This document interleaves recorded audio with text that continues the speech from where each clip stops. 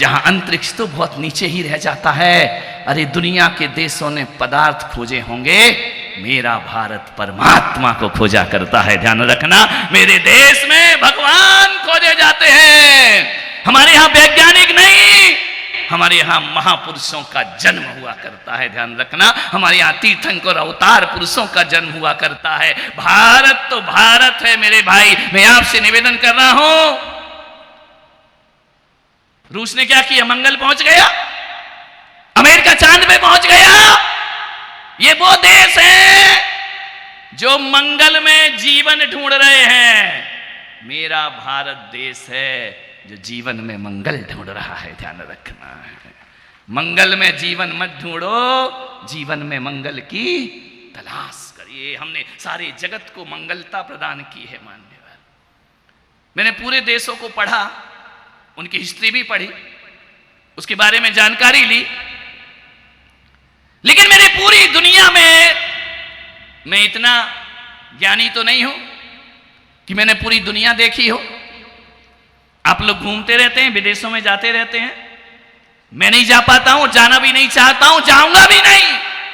जिस मिट्टी में जन्म लिया वहीं से विदा होंगे, ये हमारा गौरव और गरिमा हुआ करती है। ध्यान रखना, विदेशों में काहे को अपने पैर रखेंगे? ध्यान रखना है, विदेशियों को तो हम देश से खदेड़ा करते हैं, उनके देश पे कभी अपने पांव नहीं रखा करते हैं। ध्यान रखिए। मान्यवर, आपसे निवेदन है,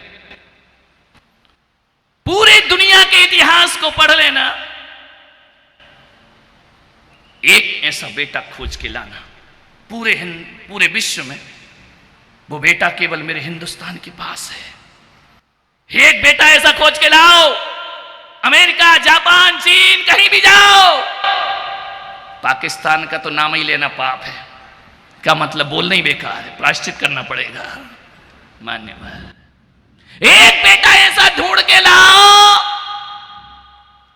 जो एक पिता के वचनों के खातिर 14 वर्ष का वनवास गुजारा करता हो।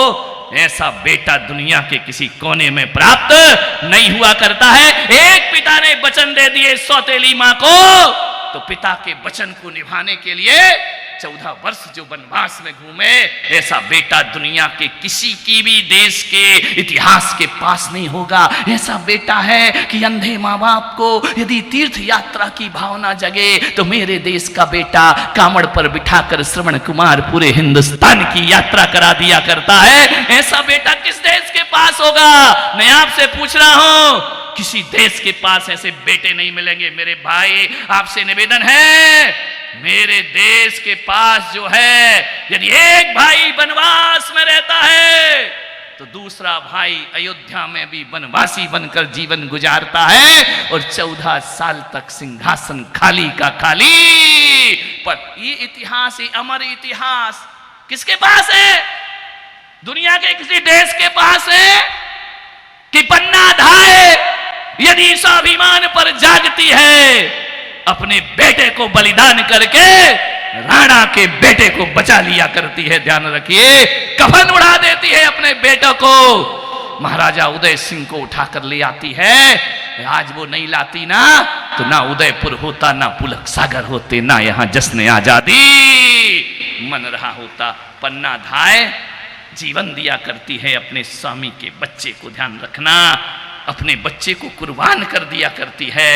मान्यवर, आपसे मेरा निवेदन है, एक बेटी से जब मां बाप से पूछती है वो बेटी कि पिताजी आप 3 लोग के नाथ हैं, आप तीर्थंकर हैं, आपका माथा कहीं नहीं झुकता, कहीं आप भी झुकेंगे? उन्होंने कहा, बेटी जब तुम्हारा विवाह करूंगा तो मेरा भी माथा कंवर साहब के सामने झुकेगा। उन बेटियों ने कहा कि मेरे तीर्थंकर जैसे भगवान झुके, मेरे देश की बेटियों के पास वो इतिहास है, हम पिता का माथा नहीं झुकने देंगे, आजीवन ब्रह्मचर्य व्रत की साधना करेंगे, और मेरे देश की बेटियां विवाह का त्याग कर दिया करती। मेरे देश की बेटी वो है जो एक पति के सहारे पूरी जिंदगी गुजार देती है, और वक्त पड़े तो बिना पति के भी जीवन गुजार के दिखाती है। लेकिन मेरी देश की बेटियां जूते चप्पल की तरह पति नहीं बदला करती हैं। ध्यान रखिए, वो गौरव इतिहास हमारे बिना पति के गुजार देगी। ध्यान रखना है, लेकिन किसी को भी स्वीकार नहीं करती है। सोने के मृग के पीछे लोभ में आने वाली सीता सोने की लंका को लात मार दिया करती है। ध्यान रखना, ये हमारे देश की बेटियों ने इतिहास रचा है। मान्यवर ध्यान रखिए, आपसे निवेदन है, ये संस्कृति है हमारे देश की। भारत की पहचान क्या है? भारत की पहचान ये लाल किला नहीं, न कुतुब मीनार है, न ताजमहल भारत की पहचान है, न अजंता एलोरा की गुफाएं भारत की पहचान है, न अशोक चक्र भारत की पहचान है। यदि भारत की पहचान लाल किले कुतुब मीनार हो गए तो मेरा भारत तो फिर पत्थरों का देश हो जाएगा। ध्यान रखना है, ये मेरी भारत की पहचान ही नहीं है। मेरे भारत की असली पहचान कोई है तो जियो और जीने दो की संस्कृति भारत की असली पहचान हुआ करती है। अहिंसा परमो धर्म भारत की असली पहचान है, और वसुधैव कुटुंबकम ये भारत की पूरे विश्व को हम अपना परिवार समझते हैं, ये भारत की पहचान है। मान्यवर, महात्मा बुद्ध एक शेरनी भूखी है, एक मृग का शिकार करती है, तो महात्मा बुद्ध करुणा लिए वहां से गुजरते हैं और उन्होंने कहा कि ये मृगी जिसको तू पकड़ रही है शेरनी, इस मृगी का बालक रो रहा है, बछड़ा रो रहा है मां के लिए, तुझे भूख लगी है ना? तो महात्मा बुद्ध मृगी का हटा करके शेरनी के मुंह से अपना मुंह महात्मा बुद्ध शेरनी के मुंह में डाल देते हैं कि इस मृगी को छोड़ दे और मेरा मांस भक्षण कर ले। ये हमारे देश की संस्कृति है। मेरे भाई, आपसे निवेदन है, हमारे देश के महात्मा बुद्ध ही नहीं, जैसे ही महात्मा बुद्ध ने अपना हाथ शेरनी के मुंह में डाला, मेरे देश का पशु अपना मुंह फेर लेता है, लेकिन संतों पर आक्रमण नहीं किया करता है। ध्यान रखिए, ये हमारे देश की पहचान है, संस्कृति है हमारे देश की। मान्यवर, आपसे निवेदन, विचार करना है, कैसा है मेरा भारत? दुनिया के नक्शे उठा के देख लेना, कोई आड़ा टेढ़ा है, कोई आलू जैसा है, कोई भालू जैसा है। मेरा भारत का नक्शा देखना, ये भारत माता यहां माल्यार्पण हुआ ना, देखना मेरा भारत का नक्शा कैसे होता है। एक व्यक्ति ने नक्शा फाड़ दिया, एक शिक्षक ने स्टूडेंट से कहा कि भारत के नक्शे को जोड़ो, कोई नहीं जोड़ पाया।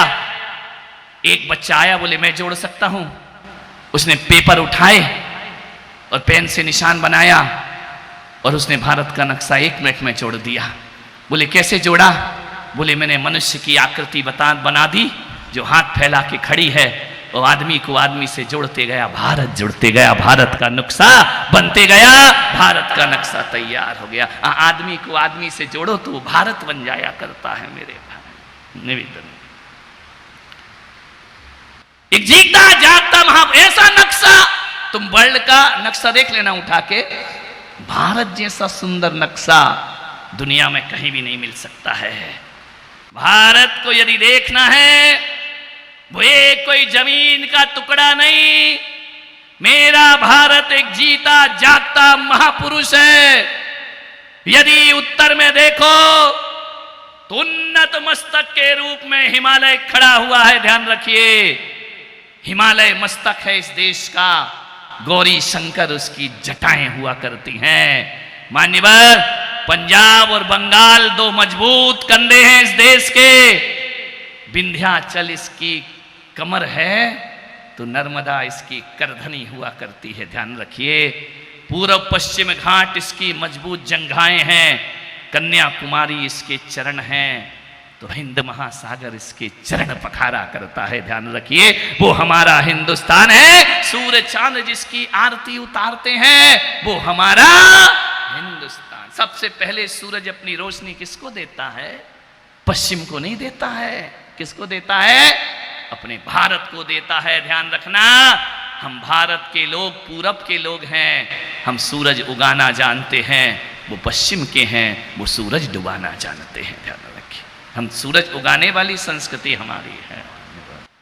ये तिरंगा आन है, बान है, शान है हमारी। कभी ये तिरंगा शहीदों में लिपट जाता है तो कभी ये तिरंगा आकाश में लहराता है, कभी यह तिरंगा गंगा जल बन जाता है तो कभी यह तिरंगा पूजा का चंदन बन जाया करता है।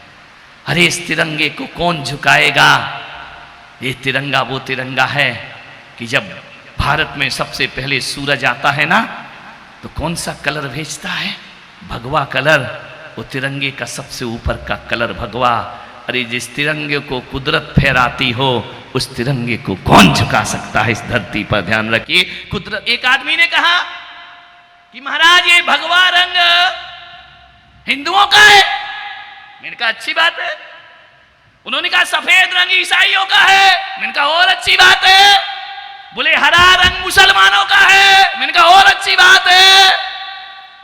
तो बोले तुम्हारा क्या है? जैनियों। मैंने कहा मेरा उस सफेद रंग में जो चक्र बना है ना उसमें 24 सारे हैं, वो 24 तीर्थंकर जैनों के हुआ करते हैं। ध्यान रखना, वो हमारा है तिरंगा। कौन सा धर्म है? पंजाब के सरदार जी खड़े हो गए, बोले इनका क्या है सरदारों का? मैंने कहा ध्यान रखना, केसरिया रंग भगवा है हिंदुओं का, सफेद ईसाइयों का, हरा मुसलमान का, तो अशोक चक्र जैनों का है। तो सरदारों का क्या होगा? मैंने कहा ये जो डंडा है ना, ये जो डंडा है ये सरदारों का है। ध्यान रखना, वो जिस दिन सरदारों के डंडे पड़ जाएं उस दिन दुश्मनों को भागने में फिर ज्यादा देर नहीं लगा करती है। ध्यान रखना है, ये तिरंगा है, ये सबका है, प्राण बसे हमारे इसमें। अभी बहुत पड़ोसी पीछे लगा है, कश्मीर दे दो, कश्मीर दे दो, कश्मीर दे दो। इनके बाप की जागीर है जो इनको दे दो। तुम क्या मांगते हो? तुम्हें रहने को तो जमीन हमने दी है। ध्यान रखना, तुम्हें बसाने के लिए पैसा भारत ने दिया, तुम्हारे पास तो खाने को भी नहीं था। ध्यान रखिए, जिस जमीन के टुकड़े पर खड़े हो वो भारत का है। कश्मीर दे दो, कश्मीर दे दो। खुद के तो फाके पड़े हैं मेरे भाई, जनता पल नहीं रही है तुमसे। कश्मीर लेके तुम कर क्या करोगे? केसर की क्यारियों को उजाड़ने के सिवा तुमसे कुछ होने वाला नहीं है। ध्यान रखना है, बोल रहे हैं कश्मीर दे दो। अरे कश्मीर कोई कैसे दे सकता है? कश्मीर भारत की तकदीर है। एक बात बताओ, भारत के हाथ पर खिंची हुई लकीर है कश्मीर। एक बात बताओ, कोई अपनी तकदीर किसी को कैसे दे सकता है? ध्यान रखना, बहुत पड़े हैं कश्मीर। भूल गए अभी ऑपरेशन सिंदूर हुआ ना, भूल गए लाल बहादुर शास्त्री के समय जो तुम्हारे 90,000 सैनिकों को बंदी बना लिया गया था। ध्यान रखना है, दिक्कत होती है कि जब अपनी ही औलाद अपने को आंख दिखाती है। ध्यान रखना, मान्यवर तुम तो कश्मीर की बात करते हो, इस बार तो अब पीओके भी लेकर रहेंगे और ज्यादा उछला पाकिस्तान तो लाहौर में तिरंगा फहरेगा। ध्यान रखना है, मरी मरी तालियां हैं तुम्हारी, ऐसा लग रहा घुसपैठिए बैठे हैं। विचार करिए, एक ने भी ताली तो बजा दो रे, तुम कुछ नहीं कर सकते हो मालूम है। सैनिक करते हैं, शहीद होते हैं, तुमसे ताली नहीं बजाई जाती है। मानने वाले ध्यान रखना, विचार करना है आपको। ऑपरेशन सिंदूर में सैकड़ों किलोमीटर अंदर घुस के, ध्यान रखना, अंदर घुस के, हम वो नहीं है दुश्मन के घर में घुस के मारा करते हैं। ध्यान रखिए, कायर नहीं है मेरा भारत हिंदुस्तान। सैकड़ों किलोमीटर अंदर घुस के आतंकियों की इमारतों को खंडहर में बदल दिया भारत ने। ध्यान रखना, अब ये भारत वो भारत नहीं रह गया है, ये भारत कोई गुलाम भारत नहीं रह गया है, एक समृद्ध भारत हो चुका है, एक शक्तिशाली भारत हो चुका है। मान्यवर, आज मैं पुलक सागर नहीं बोल रहा हूं, कोई मुनि उनी नहीं बोल रहा हूं, मैं कोई आचार नहीं, आज मैं भारत माता का बेटा बन करके बोल रहा हूं। बहुत आचार्य बन के सुना दिया तुम्हें 26 दिन, ध्यान रखना है। आज तो भारत माता का सपूत हूं मैं। विचार करिए, सैकड़ों किलोमीटर अंदर दूर जाकर के सारे आतंकियों के ठिकाने को नस्त नाबूद कर दिया, खंडहर कर दिया। और जी अमेरिका बड़ी दादागिरी दिखाता ना, हमारे हथियार खरीदो, हमारा ये करे। अरे सख्ते में आ गए। जो इस बार हुआ है हिंदुस्तान में, मेड इन भारत ने ऐसे हथियारों का आविष्कार कर लिया, हमें कोई जरूरत नहीं है किसी से हथियार लेने की। हमारे युवाओं ने वो ताकत और वो हमारे वैज्ञानिकों ने किया, 1000 मिसाइलें छोड़ी पाकिस्तान ने एक साथ। हमारी भारत की मिसाइलों ने उन्हें आकाश में नस्तनाबूद कर दिया। एक भी गांव में कोई मिसाइल पाकिस्तान गिरा नहीं सका। ध्यान, भीख में मिले तो तमंचे, उसे ध्यान रखना है। हमारा भारत किसी के अधीन नहीं है। अमेरिका भी गड़बड़ कर रहा है, ट्रंप थोड़ा गड़बड़ कर रहा है, कब तक करेगा? भारत को वो डेड इकोनॉमी कह करके अपमानित करता है, भारत को बेरोजगार कह करके अपमानित करता है। मान्यवर एक बात ध्यान रखिए, अभी वो लगा दिया ना 25%, फिर 50% टैरिफ लगा दिया उसने।